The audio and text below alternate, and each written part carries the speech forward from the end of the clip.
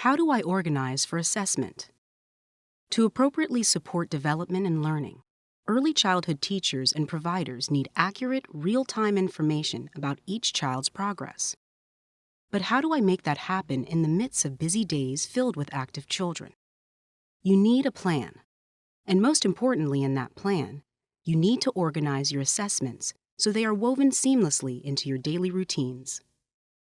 To organize your assessment system, plan what and when to observe.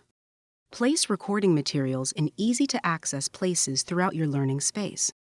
Store information in an organized, systematic way. Review observations regularly. Plan. Plan what and when to observe.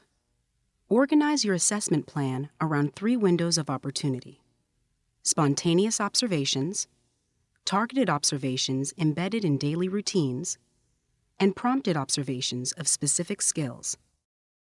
Spontaneous observations occur as part of your interactions with children throughout the day. You see or hear something that tells you about what the child is learning or feeling. For example, you may spontaneously observe cooperative play with peers or problem-solving skills in the block area.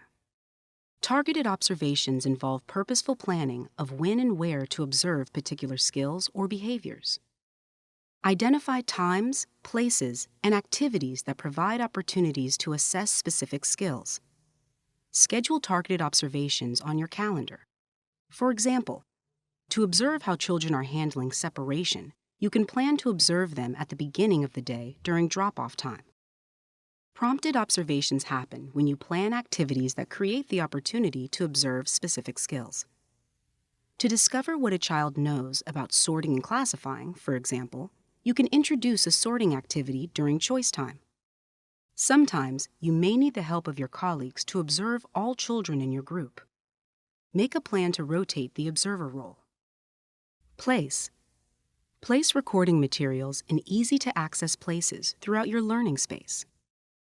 Have materials available for quick written records. Having tools available allows you to capture information at the right time and place. Here are some ideas. Keep a clipboard, pen, and paper nearby, such as near the snack or meal area, or in the materials cart you take outside. Store sticky notes or index cards along with pens or pencils in your apron pockets. Keep index cards close by to jot notes. Organize the cards on a ring or in a container with a card for every child. Keep a sheet of mailing labels handy on your clipboard. Use these labels to jot brief notes about individual children. Later, you can peel off the labels and place them in each child's file. Place photo or video cameras in easily accessible places. Keep recording devices in working order and with fully charged batteries. Store.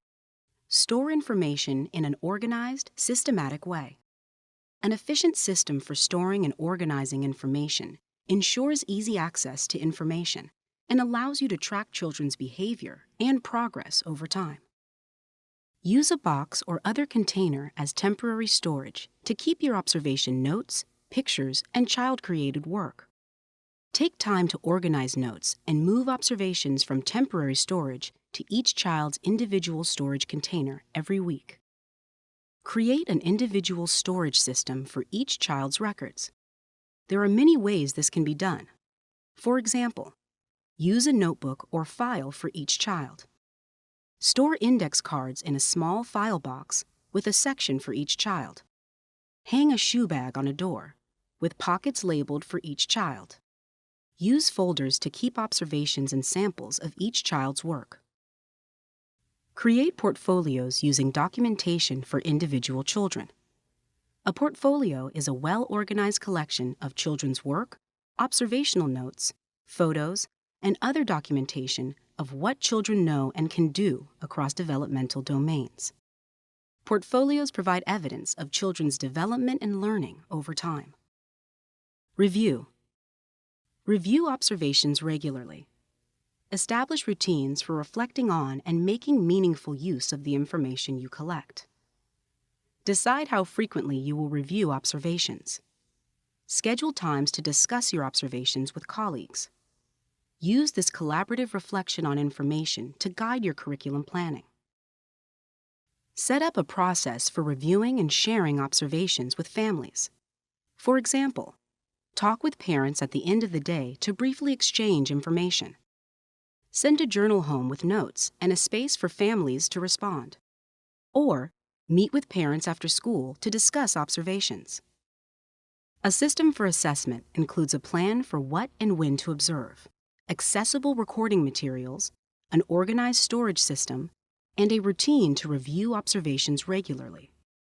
Planning and organizing for assessment allows you to observe, document, and reflect on children's development, even on busy days filled with active children.